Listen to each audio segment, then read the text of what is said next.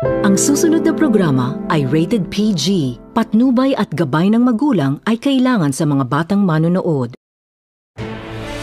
This is CNN Breaking News. Magandang gabi, Pilipinas! Narito kami upang ihatid ang mga nagbabagang balita tungkol sa mga kalamidad na kinakaharap ng ating bansa. Ngayong gabi, ihahatid namin sa inyo ang mga balitang mahalaga at dapat ninyong malaman. Live mula sa CNN News Center. Ako po si Divine Grace Hirandoy at ako naman si Ferlie Arpling. Ito ang CNN Breaking News, naghahatid ng mga katotohanan at maasahang pagbabalita saan mang panig ng bansa para sa ulo ng mga nagbabagang balita.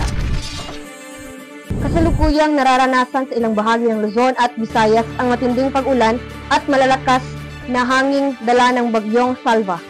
Ayon sa Pag-asa, ito ay may malakas na hanging umaabot sa 100 at 20 kilometro kada oras at inaasahang magdudulot ng pagbaha at posibleng pagguho ng lupa. Para sa mas detalyadong ulat, narito si Juna Imbana. Magandang gabi! Narito tayo ngayon sa Barangay Calaitan kung saan patuloy ang malakas na ulan at bugso ng hangin dulot ng bagyong Salva. Ilang kabahayan ang lubog na sa baha at mahigit 300 pamilya ay inilikas sa punta sa evacuation center. Ayon sa NDRRMC, pinapaalala nila sa mga residente ang mga sumusunod. Huwag lang bumalik sa mga bahay na nasa danger zone hanggang walang abiso. Iwasang tumawid sa baha at manatili sa ligtas sa lugar. Laging makinig sa mga anunsyo mula sa barangay at lokal na pamahalaan. Tuloy-tuloyin ang kalinisan sa evacuation center upang makaiwas sa sakit. Samantala, tuloy-tuloy ang pagbibigay ng pagkain at inumin tubig para sa mga evacuee. Makaabay din ang mga recipients sakaling luwala pa ang sitwasyon. Mula rito sa Barangay Calaitan, ako po si Juna Imbana, nag-uulat, balik sa inyo sa studio. Ang tagal, grabe. Sarap nitong malamig na kuko.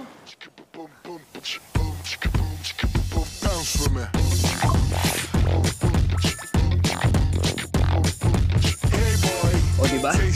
Sirap with the coke.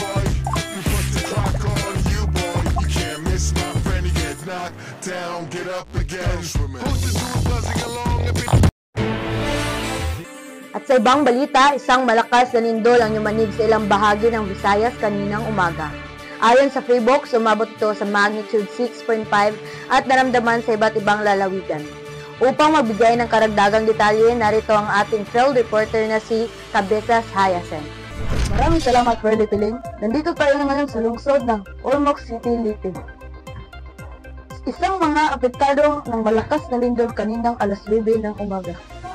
Sa aking likuran ay makita ang ilang gusali nagkaroon ng bitak at may mga residente ring pansamantala manatili sa evacuation center.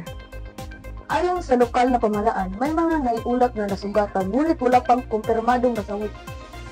Patuloy din ang papaalala ng otoridad sa mga residente na manatili alerto dahil posible pa ang mga aftershock.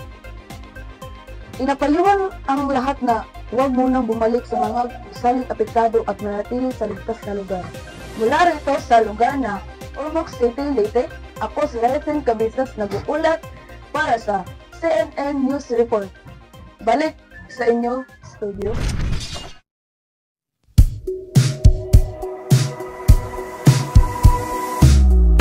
Sabi nila, sa bawat tasa ng kape, may kwento. May tamis na simula, may pait ng paalam. Pero kahit matapos na, may isang pangakong iniwan. Copico Blanca, for the ones left behind, but never left empty.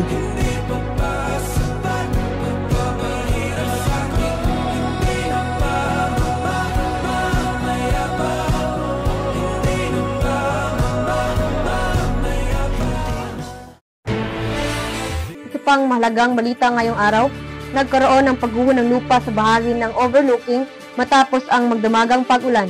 Bagamat wala pang naitalang nasaktan o kabahayan ang natabunan. Nananatiling banta ito sa mga naninirahan sa paligid. Para sa detalye, naroon si Chris Marin Yape. Magandang araw! Ako nga po pala si Grace Marie Imeate. Narito ako ngayon sa overlooking kung saan naganap ang pagguho ng lupa kaninang madaling araw. Tulad ng nakikita nyo, bumigay ang bahagi ng bundok at nagpatabunan ang bahagi ng kalsada.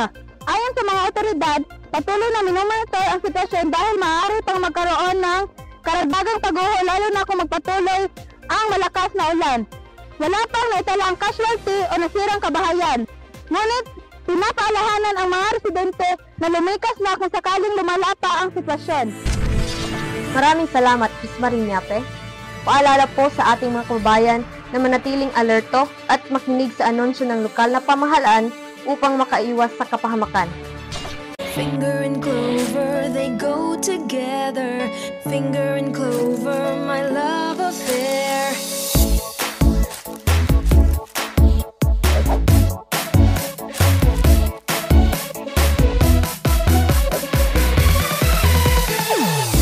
Lahat sisimutin, sarap ay uubusin. Lover ng clover, my clover finger. Pagkasama ang clover. Bili na! Para sa Balitang Sports, dumako na naman tayo sa mas makulay na kaganapan sa Paaralan ng Kalaitan National High School. Idinaos kamakailan ang taunang Sangka Intramurals 2025 kung saan ipinamalas ng mga estudyante ang kanilang husay at talento sa iba't ibang larangan ng palakasan at katimpala. Sa track and field events gaya ng 100-meter dash, relay race, at long distance run, makikita ang bilis at determinasyon ng mga kalahok. Gayunpaman, isang estudyante ang agad na tinulungan ng medical team matapos nahirapang huminga habang tumatakbo. Mabuti na lamang at mabilis siyang naasikaso at ngayon ay nasa ligtas ng kalagayan. Samantala, mainit din ang bakbakan sa basketball games. Sa kasagsagan ng laban, isang manlalaro ang nabangga ng kalaban at natumba. Agad itong naialis sa court at nagbigyan ng paunang lunas upang makaiwas sa mas matinding pinsala.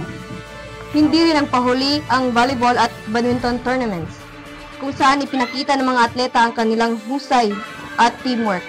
Sa saludo competition naman, ipinamalas ng bawat grupo ang kanilang disiplina, pagkakaisa at kahusayan sa tamang galaw at pagkakasunod-sunod ng kilos, na nagbibigay inspirasyon at sigla sa mga manonood. At syempre, kabilang din sa mga highlight ng linggo ang koronasyon ng Mr. and Miss Intramurals 2025. Isa-isa nating balikan ang mga nagwagi. Sa panig ng kalalakihan, itinanghal bilang Mr. Intramurals 2025 si Jazz Huegos. Matapos ipinakita ang kanyang husay, talino at kumpiyansa sa entablado. Samantala sa panig ng kababaihan, itinanghal bilang Miss Intramurals 2025 si Ella May Batain, na hinangaan dahil sa kanyang ganda, talino at kakaibang karisma. Parehong nagniningning ang mga nagugi at nagsilbing inspirasyon hindi lamang sa kanilang departamento kundi sa lahat ng mga dumalo sa Intramurals ngayong taon. Muli, congratulations sa mga nagwagi sa Mr. and Miss Intramurals 2025. At yan ang kabuuan ng ating mga balita ngayong araw. Mula sa bulwagang CNN News, muli ako po si Pearly Arpini at ako naman si Divine Randoy. Maraming salamat at magandang araw, Pilipinas!